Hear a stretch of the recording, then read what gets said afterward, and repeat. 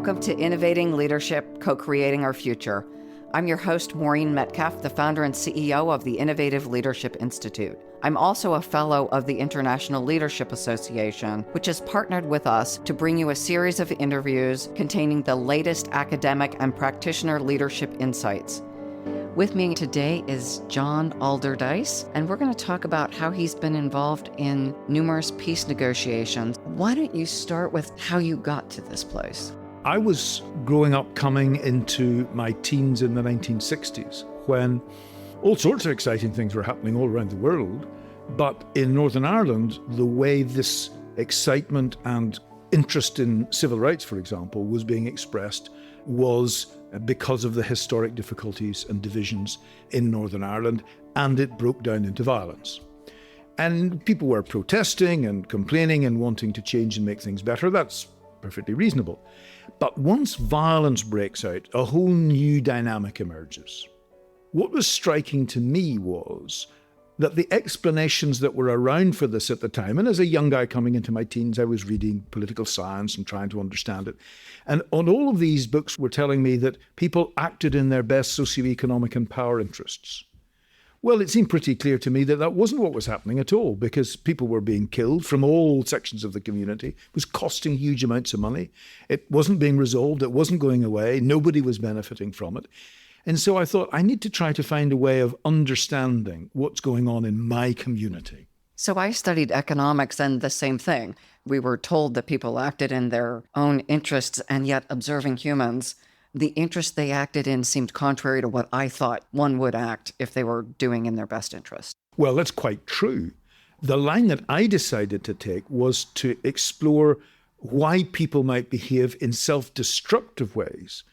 Because, of course, that's what was happening. People were devoting themselves to violence, which meant not only would other people get killed, but they themselves would be injured, in prison, possibly killed, as would be the case with their friends and family and so on.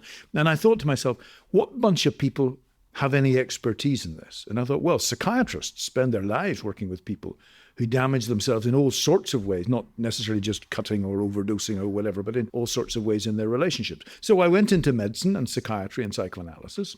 And I spent quite a lot of time trying to tease out and understand what was going on with people when they behaved like that, and also how psychiatrists tried to intervene, not particularly with medication, because that wasn't going to be something you couldn't just medicate the whole community. It was obviously going to be a psychological approach of some kind. And so that's what I did. And I got involved in one of the political parties. In fact, I wrote to all the political parties that were not directly involved in violence, got their information, and there were two on the Protestant Unionist side. There was one major party on the Catholic Nationalist side that was not involved in violence at all, John Hume's SDLP. Sinn Féin was very much involved in violence, and I wasn't going to get involved with that. And then there was a party called the Alliance Party, which had been established in 1970, with the obviously absurd and impossible notion that Protestants and Catholics in Northern Ireland might be able to work together in the interests of peace and a better community. Anyway, I joined them. After a few years, I became the leader of the party.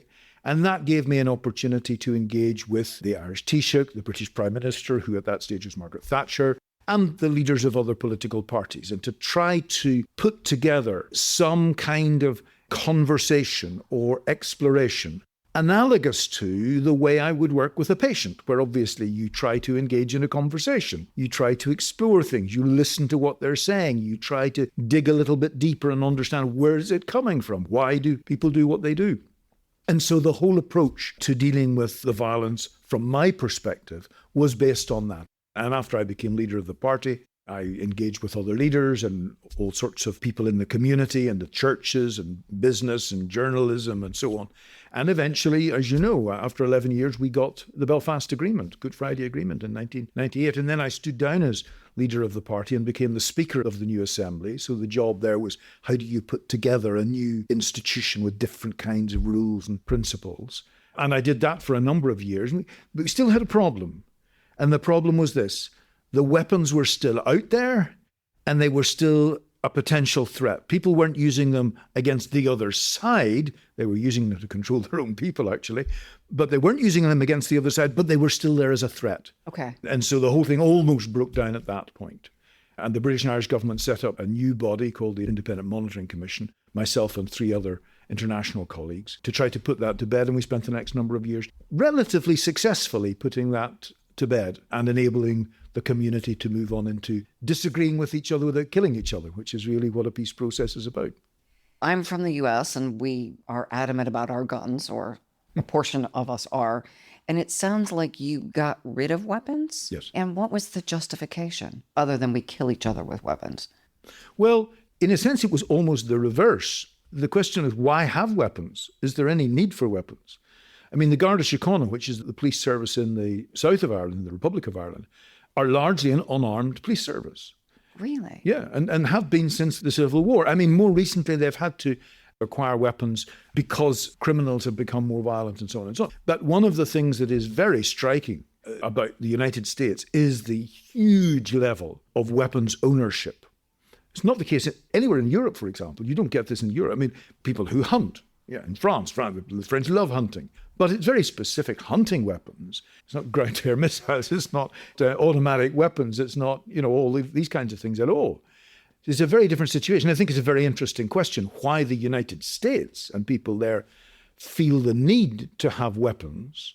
And I think it goes back a long way, actually. I think there are all sorts of things involved in it. Some of it goes back to the fact that settlers had to protect themselves because they were taking the territory of the indigenous people who didn't like it terribly much, and they had to protect themselves. And then, of course, there was also an interesting idea around in the 1600s and 1700s amongst revolutionaries of all kinds that the way to protect yourself from the power of a king or a tyrant of any description was to have civilians with weapons. And this militia would then engage itself in protecting the community against overweening power, whereas a professional army, it was argued, could be used against the people. It's an understandable argument at the time. It was an argument amongst Irish revolutionaries, actually, at that time. But of course, the world has changed a very great deal. And people in most democratic parts of the world don't see armed, full-time professional soldiers as being a threat to them. On the contrary, they see them as being protective of them against external threat. And that's one of the problems you find in the psychology of individuals and communities. Something that developed for a perfectly good reason at one time and in one context becomes a real disadvantage, indeed sometimes even very destructive in other circumstances. And I've seen that in lots of places. And that's part of your study, again, I assume, is as you look at what's productive and counterproductive for individuals, groups, societies, that as the context changes, we often don't change our thinking along with it. That's exactly right. Let me take a completely different situation. I was asked for various reasons to go out to Australia to meet with a number of First Nation people, Aboriginal people there, because they were in a terrible state. There was alcoholism, drug abuse, physical and sexual violence in the community. And no matter how much money the government put into it, it didn't get any better. In fact, the more money it put in, the worse it got. Some people were trying to ask the question, why is this? It seems completely counterintuitive. And I went and I visited a number of these people. And one of the things that was very striking was in a number of the villages, unbelievably overweight and obese the people were, to the point where they were developing all sorts of illnesses. There was one relatively small indigenous village that I went to, which had a full-time doctor for a few hundred people. In fact, it had a renal dialysis unit for a few hundred people because they were so obese that they were having all sorts of renal problems and other problems, diabetes, blood pressure, and so on and so on. And I tried to think about why this was. And as I explored it, the picture that emerged for me was something like this. It's a pretty tough life in the Australian bush. Not much water, not much to eat. And for a very long time, I'm not talking about 1,000 years, I'm talking about 40 or 50,000 years. It's the longest continuous civilization anywhere in the world. For all of that time, these people had to be searching out for food and water. And if you found something, you ate it. You didn't say, well, I'll keep that for tomorrow because, of course, with the heat and so on. So you ate whatever you get the hold of. They never got terribly fat because there wasn't an awful lot. They were out on the hunt all the time and so on and so on. And then in the last 20, 30, 40 years, in comes McDonald's, Kentucky Fried Chicken, Pizza Express, and so on. And they continue to eat in the same kind of way as they did when food was very scarce. So what happens? They get hugely overweight and they're almost eating themselves to death. not because they want to do that, but that's been their way of being, and they continue with it. And of course, to try to persuade them to give it up, well, none of us find it that easy to give up sugary foods and so on and so on. But if it's been your whole culture, then it's even more difficult. So there's a situation which is not about conflict in an obvious direct way, but you can see how continuing to behave as was appropriate in the past in a new situation can be profoundly destructive. Let's bring it back then to the peace process. How do you help people to truly act in what is currently their best interest when their current life or heritage for 40,000 years has programmed them differently? The first thing to do is to engage with people by listening to them. And this is not usually what happens. Usually people come into a situation of conflict.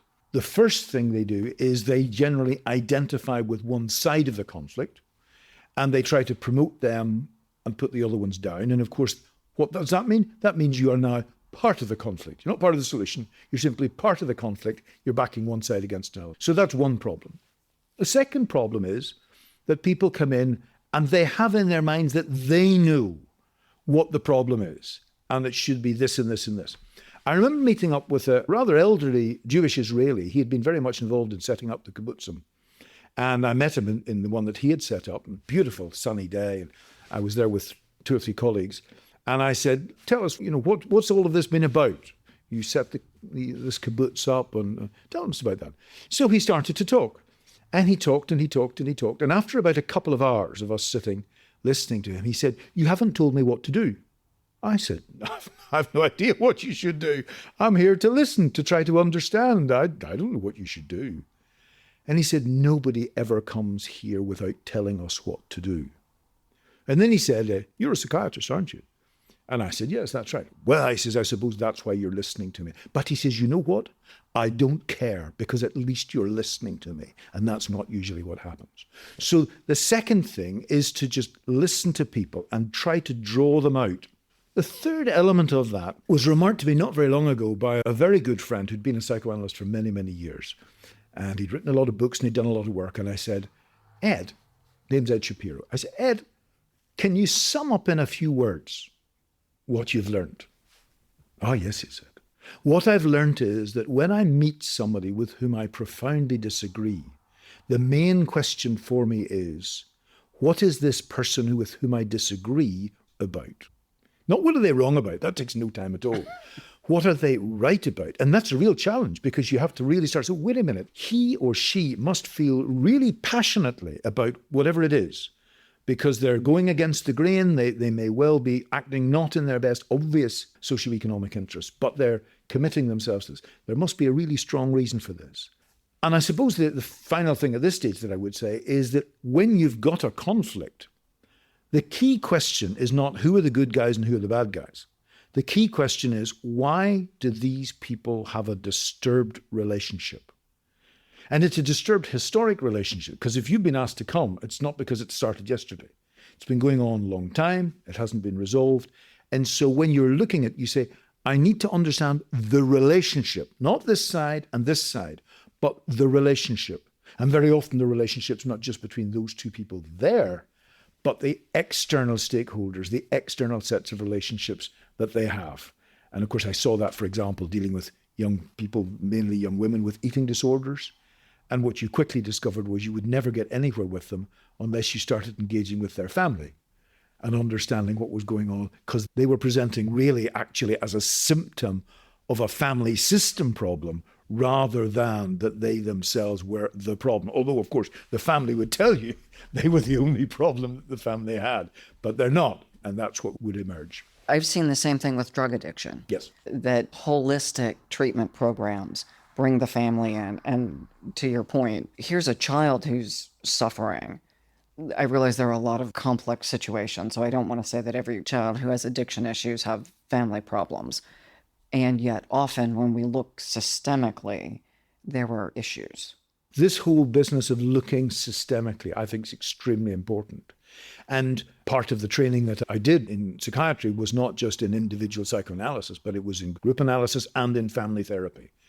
And This was extremely helpful to me as I began to try to apply these ideas in Northern Ireland, because I began to see Northern Ireland as the child of a disturbed relationship between Britain and Ireland.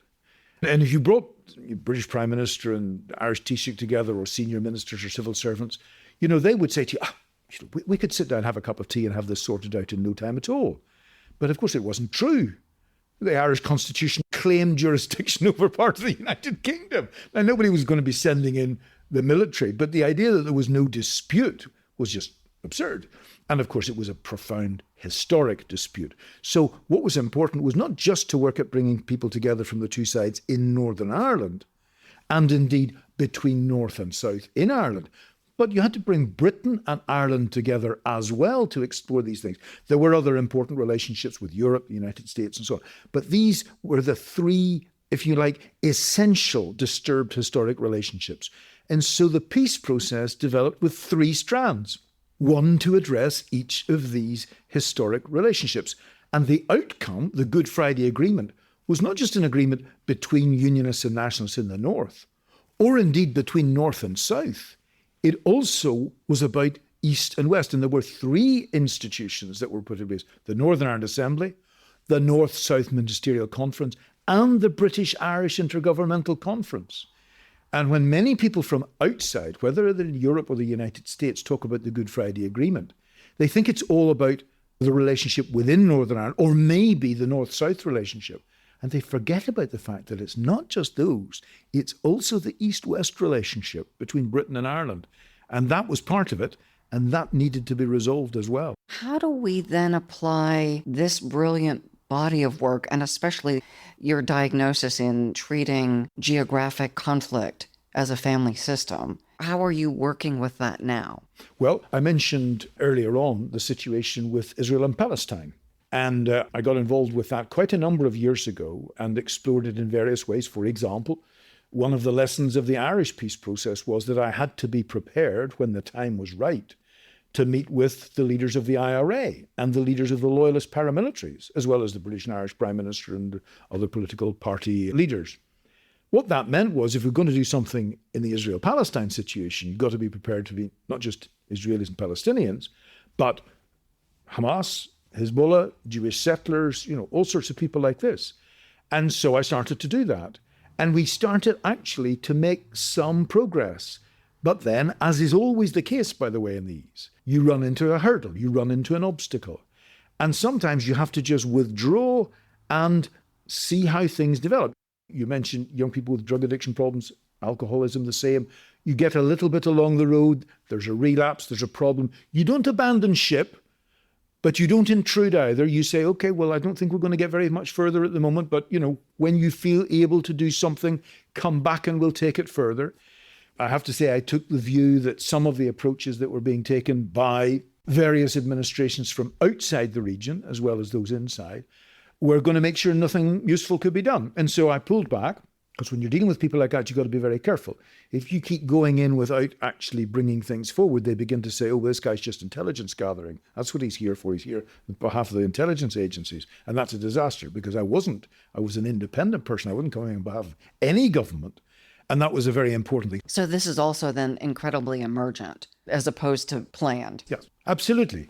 Absolutely. I mean, you can sit down and make plans if you like.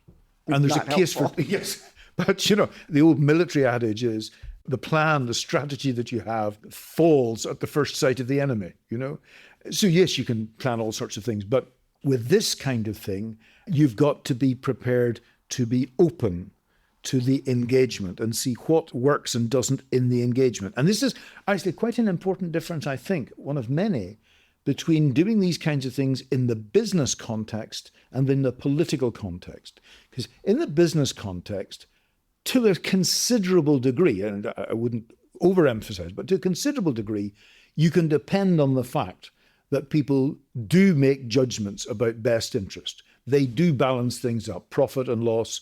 They weigh it up and say, well, if you say to a businessman, for example, well, look, if you do that, it's going to be a complete financial disaster and you're going to be bankrupt in 6 months. The chances are he will at least pause for thought. But it's quite different in the context of a conflict and people going to war. Let me give you an example of the different thinking. So if you were to come along to me and say, John, I've just seen that car that you're driving and I'll give you $5,000 for it. And I would say to you, well, I think it's worth a little bit more than that, Maureen. And you say, well, I'll give you $50,000 for it. I'd say, that's wonderful. Thank you very much indeed. Here are the keys. That's exactly. Please take it away. I just want to see the colour of your money. If you were to come to me and say, well, that's a very nice wife that you have. I'll give you $50,000 for her. I wouldn't say to you, she's worth more than that. I'd say, what kind of a person do you think I am? Because some things can appropriately be dealt with by weighing up cost benefit, and some things not, especially relationships. The flag of your country is another thing. You know, if you went to somebody and you say, well, you know, you'd be better to just allow yourself to be invaded because this is a big wealthy country. And, you know, you do quite well out of it. People don't say, oh, right enough, that's a good thing. We'll just let ourselves be invaded. They say, not on your life. And I will fight to the death to defend my country. So this is a big difference between working with people in business, whether it's businessmen and trade unions or those in government that are involved in that work, and politically motivated, violent political conflict, or indeed, it's also true not just in the nationalist context, but in religious context, where again, people are not prepared to have their faith bought in that way. So understanding that difference is a really important part of the work. We've discovered that people's brains actually work differently. Different parts of the brain that operate with a different grammar and syntax of operation, as it were, come into play in these different kinds of situations. So this is not just soft stuff, if you like. We can measure this. We can even photograph what's going on in the brain at the time and understand that it's different functions and different parts of the brain that are working. Can you say more about that? Because I know under threat, I'll lose functioning in my prefrontal cortex. But you're talking about something different. Yeah, when people are under existential threat, for example, they will engage with the parts of their brain that will start to judge things on what is right and wrong rather than what is beneficial and not beneficial. It's not a cost-benefit analysis. It operates more on, I suppose, what you might call ethical principles. And it's actually different places that you can see them lighting up, as it were. That's quite true. I mean, the whole business of the way our brains function is incredibly complex. And indeed, you were talking earlier on about things being emergent. They are complex. They're not just complicated. They're complex. And changing. And changing. They're dynamic all the time. That's also something about relationships, of course. They're changing. You know, if you think there's a relationship that you've got sorted out, it's already in trouble because you think you've got it sorted out. These are dynamic things. And of course, this was one of the problems with the Good Friday Agreement. We got it more than 20 years ago. We put the institutions in place.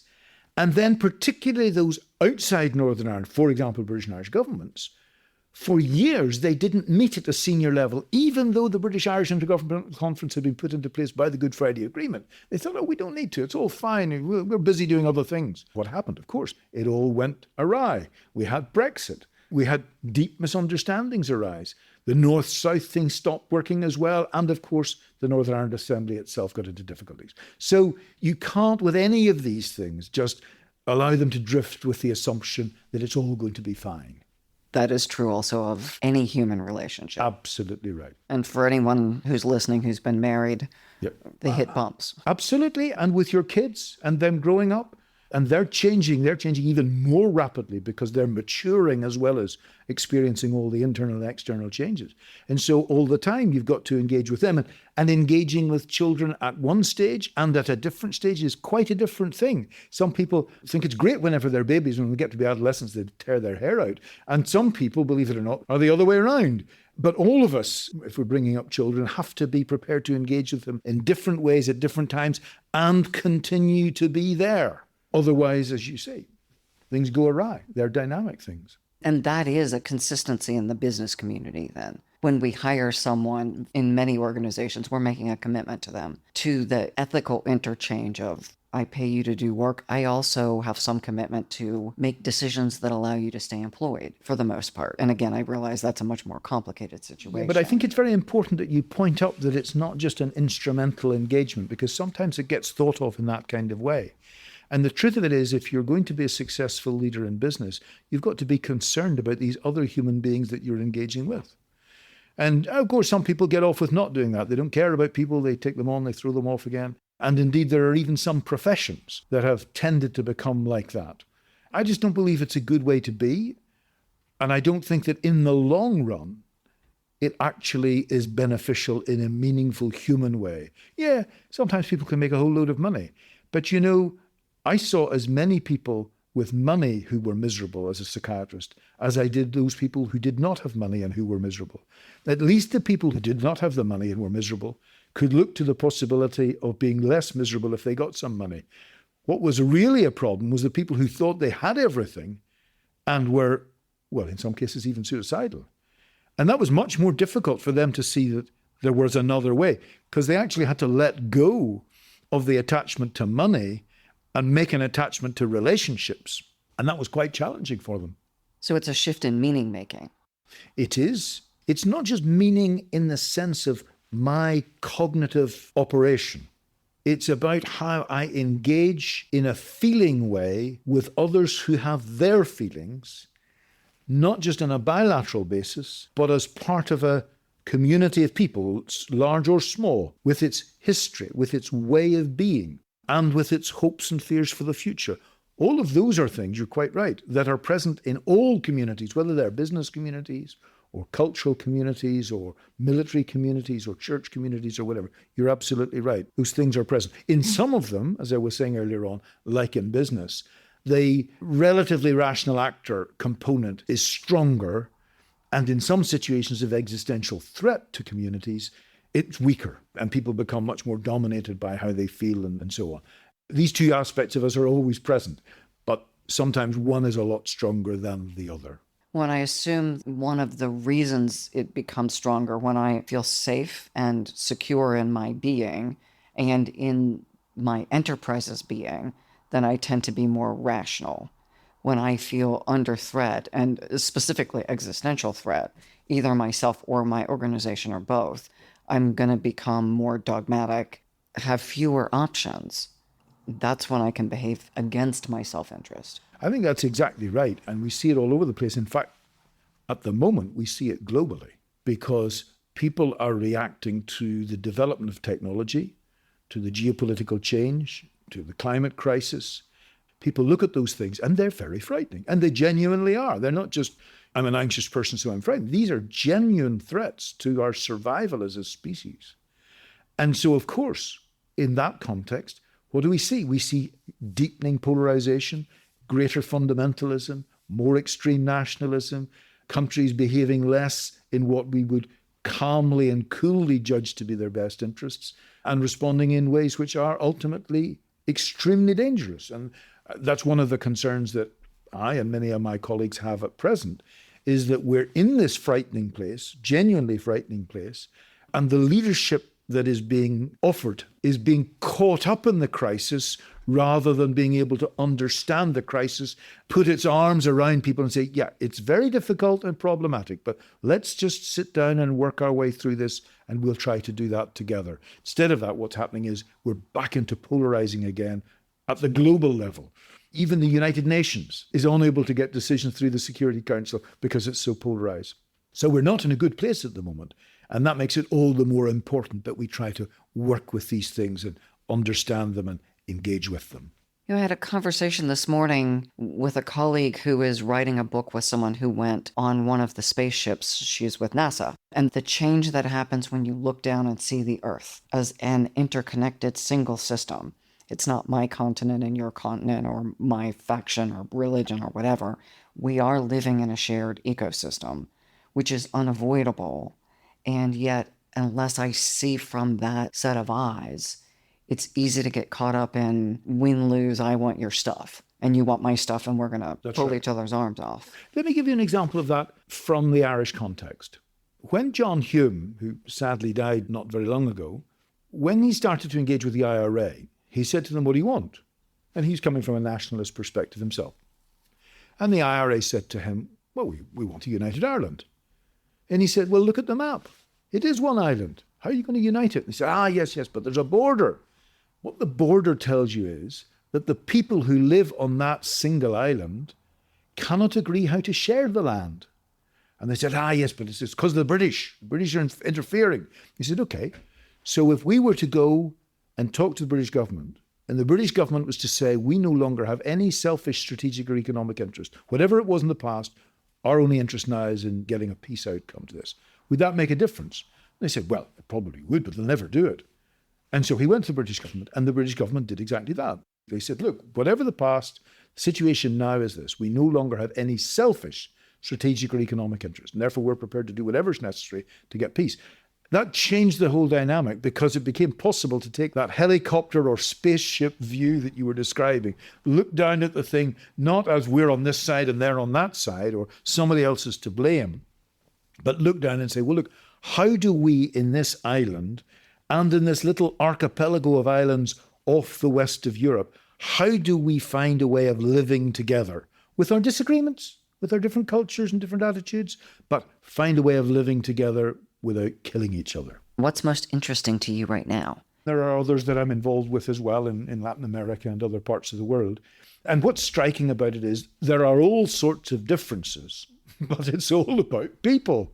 It's all about people and communities and their relationships and the way that history has disrupted their relationships. And so what's interesting for me, and I suppose what I spend a lot of my time thinking about, is how do we understand this and help others to understand it and grasp hold of it? Because one of the difficulties is that even if you do understand something, to help the person engage with it is quite a challenge. You know, we're going to find this with patients. You listen to the patient, you maybe listen to the family, you come to an understanding of what it is that's going on, but there's no point in just giving the patient a copy of a book and saying, if you read that, you'll find page 54 has you written all over it. You just do that and you'll be absolutely fine. The person say, you're mad. And they'd be right. What you have to do is engage in a relationship with them that helps to take them to another place, another way of understanding things. That's difficult at an individual level. It's much more difficult at a communal level. And that's one of the big challenges of the moment. How do you make those changes? And we've tried various things. We've tried liberal democracy. We've tried the rule of law and human rights. These things have been helpful to some extent, but many young people are losing patience and conviction about them. And so I think we're at a point now where we need to deepen our understanding and go beyond where we've been working at for quite some time. So for the last few hundred years, we've been operating from the Reformation, the Enlightenment, and so on.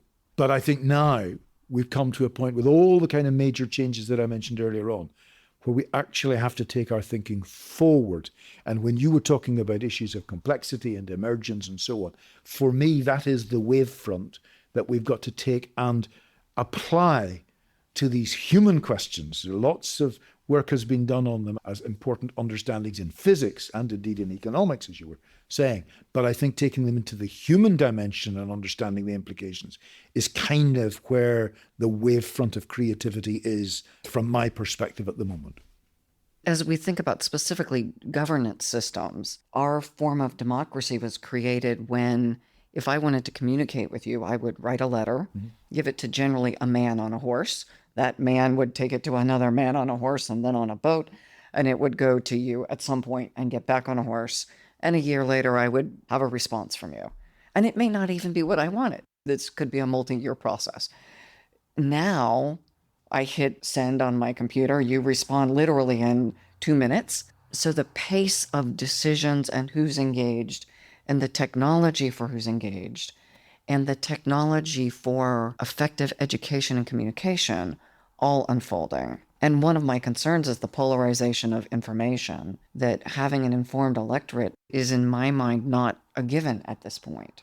I think you're absolutely right. And one could start to blame the new technology and say that that's the cause of all the problems and so on, because it certainly is related to the problems, no doubt about that. The pace of change, the difficulty at present for anyone to have the time to reflect on anything. I suppose that's one of the things that I noticed when I moved out of frontline politics was I began to be able to create a space where I could think about the problems, whereas most people in politics, even the most senior level, are reacting to what's happening rather than really being able to think about it. And you could say this is just a catastrophe, we're going to blow ourselves to bits, which is entirely possible. And then I began to think, when printing was invented in the 1400s, lots of people were able to get the Bible initially and in their own language. I mean, before that, there'd been very few Bibles and they'd all been in Latin, which even the religious people couldn't even understand. never mind the ordinary people in the community. And then it began to become possible to read the Bible and political tracts and all sorts of other things in your own language, produced cheaply, huge numbers of people. And what happened? Well, of course, there was chaos for a period of time. And I'm sure there were people sitting around, the kind of bulwarks of society with their glasses of wine sitting around saying, this printing business is a bad job. All sorts of people can print all sorts of things that might be true, might be not true. They make it available to ordinary people who aren't educated. They have no idea what they're reading. And look what's happening. Social chaos. It's a disaster. Well, of course, they were absolutely right. There was chaos. There were the wars of religion in Europe. We eventually found some kind of way through it. It was a challenge. It was a difficulty. It took a long time, but we found, and nobody now ever really seriously says, we should go back to not having any printing. It really was a big mistake. Nobody says that now. And we're in a situation where there's technology, disruptive technology to the power of X. And it's a real challenge. And it's a challenge for us as human beings. And it may well be that the size of change that needs to take place is of the order of what happened 400 or 500 years ago, plus. And the struggle for us, the challenge for us, is to find those ways forward. And that's the exciting thing. And, fear and excitement aren't that far away from each other. But that's the exciting side of the coin. And that was where I was going with launching into this, is what worked brilliantly for a long time needs to evolve. Yes. Just like everything else in our world has evolved, given technology. And that's right. And I'll tell you the problem that one has. The people who were the progressives of a previous generation always become the conservatives of the next generation. They think, we made this great piece of progress. We discovered this new way of working or governing ourselves or whatever. That then becomes the sacred method. And if you then start to say, well, actually, it doesn't work very well anymore for all the reasons that you've outlined, we need to move on to something else. They say, no, you can't do that. That's absolutely terrible. But actually, we do have to change. Now, I can't map out for you exactly what that would be. I'm trying to understand. I rather suspect it will be my children and grandchildren who'll actually begin to understand what to do. But we start where we are. Patients used to come along and say to me, I don't have the time to sort this out. And I said, well, we can't start earlier than today.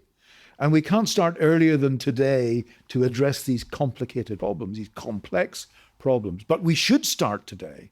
And we should try to be adventurous, take some risks, know that we won't necessarily get it right, know that we need to try different things in different parts of the world and different places and different cultures, and try to find out how we might move forward. And therefore, for example, the profound temptation for us in the West to look at China and places in Asia and say, these are a threat to democracy, which is true, therefore we have to fight against them, is, I suspect, the wrong approach. What we need to do is understand, why do they think and feel the way that they do? Not so that we abandon ship and say, well, they must have got it right.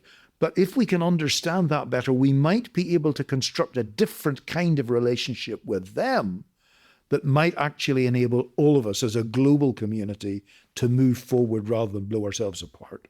Hybrid ideas often work. If I think middle path and we've got communism here and democracy here, are we taking best qualities from both systems? And I know that's heresy to a lot of people, but are we taking best qualities from those and other systems to create a path that will allow us to live peacefully, economically, viably on a shared planet that's dealing with climate issues? Absolutely. That's exactly right. And all the other issues that we're trying to deal with, many of which don't seem to have any kind of obvious solution at all. I often think, and I've said it quite frequently to colleagues, if at the end of the Cold War, we in the West had turned to the Soviet Union that was breaking down and said to the leadership there, look, this is wonderful. We have a whole new opportunity to build a different kind of world together, but we cannot do it without you. We need to engage with this thing together. That's not what we said. What we said was, your system was rubbish. Your system failed. It was a disaster. You have to take our system and implement it in your part of the world. That's the only thing that's going to work. And what happened? It was a disaster. It didn't work at all. And we end up now split again into what is at best a Cold War and could become a hot war, and not just on one front, but on more than one front. We need to learn from that. That was a big strategic and human mistake of catastrophic proportions. And we need to try to learn from that and realize none of us have the answer to all these questions. All of us have experiences of the past which we want to learn from and escape from. And together, that wonderful picture that you mentioned earlier on of being up in space and looking down at this little bead of blue and green in the blackness of the universe, to look down and say, you know, the people in that little community need to find a way of getting on together and not destroying themselves and each other. And I think that's the vision that we have to grasp hold of and do what we can to implement. As you were talking about the Cold War, instead of the old "to the victor goes the spoils" and they write the history, but rather there are cases where the conquerors absorbed and changed because of the people they conquered and created a very different community than the "we're right, you're wrong." That's right. And we're going to destroy you. And it is entirely possible to do these kinds of things, but you need to be prepared to sit and listen to the other guy and think to yourself, this person that I disagree with, what are they right about? For example, in the case of China, and talking with the Chinese, which is quite a challenging thing because they have a very different culture and history and background. But one of the things that absolutely drives many of their leaders is what they call the century of humiliation, which is where the West, and not least Britain, engaged with China in a very destructive way. People, see what's happening in Hong Kong and deprecate it quite unreasonably and so on.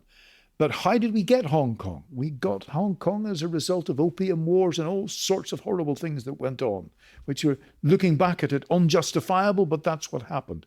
We need to be prepared to engage and have conversations about that and about what left us with this disturbed relationship, rather than simply say, well, actually, whatever happened in the past, we're the good guys, they're the bad guys, and we need to fight it out with them. If we do that, then there is the possibility that we learn more about ourselves and more about them, and all of us actually move forward. That is always a real possibility, but it's not an inevitability. And that's why we should be anxious as well as excited about the possibilities. Anxious negatively and excited positively. Exactly. It also seems that much of the field of psychotherapy, you're helping people look inside. So not only in this negotiation process am I listening, I'm also taking in what I've heard and using it as an opportunity to change who I am, and expecting you as the person on the other side of the table to be doing the same thing. That's right. And you've got to be able not just to look at it from yourself personally, but to look at your community and try to understand, how is it that we came to be in this place? And you need to look at the other side and say, how did they come to be in this place? Because, for example, if you're involved in peace negotiations, the person you're negotiating with has got to be able to survive and persuade his people to go with it. Otherwise, there is no point in the negotiations. Unless they can live with it, unless they can go with it, it's nugatory. It's not going to achieve the end of the conflict at all. You've got to understand, well, what can I bring my people along to accept? But you've also got to think about what the other side need to be able to do to bring their people along. In that sense, there's a similar challenge. People will sometimes say, well, I can't engage with those people. It's a moral question. They were terrible. They killed people. They ran a terrorist campaign. They did all sorts of terrible things. And I say, you're right. Absolutely. There is a moral question, but it's a much bigger moral question than you're talking about. Because if you don't engage with them. Yes, because the moral question is this: do I abandon those in my past who suffered and died, and therefore I don't get an agreement? Or do I abandon the next generation? Do I abandon my children and my grandchildren? And if that's the choice, then for me it's clear, with regret, I have to let go of the past. Not forget about it, but not be bound to it, in order that my children and grandchildren have a prospect, because that's actually, in the end, the moral choice I think I have to make. And I think we forget that exercise of 7 generations, or taking the future, if I were to sit avatars in each of these chairs in this room, the future is one of those avatars. And through that lens, like the lens on the spaceship, I see the impact of my decisions today differently than only the rearview mirror. You're absolutely right. It's something my wife and I have talked about from time to time. how many people we come across who don't seem to have it in their minds, how will the future look at me? They do things, they behave in certain kinds of ways, they abuse other people, they cheat, they deceive people, they get involved in all sorts of activities. And they don't seem to say to themselves, I wonder what my children and grandchildren will think about this. And yet, for me, that really is a very, very important question. How will my grandchildren think of me and feel about what I have done? Life is a short-term business, but the life of our community isn't, we hope. It's something that continues on. And so you're absolutely right to make that observation and to think about, in that chair over there is sitting my great-granddaughter. What does she think about what I'm doing at present? You know, politicians do often think, male politicians, for example, what would my mother think about this? I remember taking a leading member of Sinn Féin, who actually was a leading member of the IRA, taking him to a dinner with other politicians in the House of Lords, which of course was anathema almost, and he stopped at the door. And I said, what's wrong? He says, I'm just thinking, what would my mother think if she knew where I was now? And I said, if she knew where you were, she'd want to be here for dinner as well. He said, I think you might well be right. But we often think about what the previous generation might think of us. What's far more important is what the next generation might think of us. And when we think in that kind of way, I think it's a salutary indicator. I'd like to ask, for all of our listeners, what would you like them to take away from this conversation? Because some of them will be in these rooms. Either they are now or they will be over the next decades as people who are sitting on one side of the table or the other, or will be impacted by choosing to look in the rear, the forward, or find a way to bring our heritage into inform but not bind us as we go forward. I think what's important is to realize the person you're engaging with is a human being who has their wishes, their fears, their needs, and their families and communities.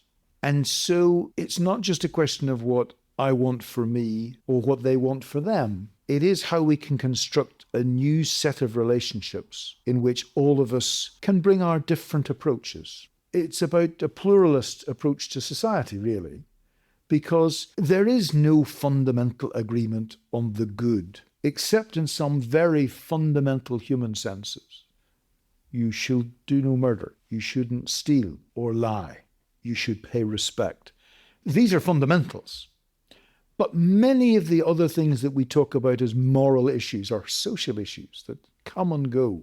And if we can grasp the things that are really important about relationships, see them in the person on the other side of the table, as well as the families and friends that we have, and engage to create a better future where all of us have the chance to make the choices we want to and still live together, whether it's in business, in politics, or in our own personal and family lives. It seems to me that those are the kind of principles that are important.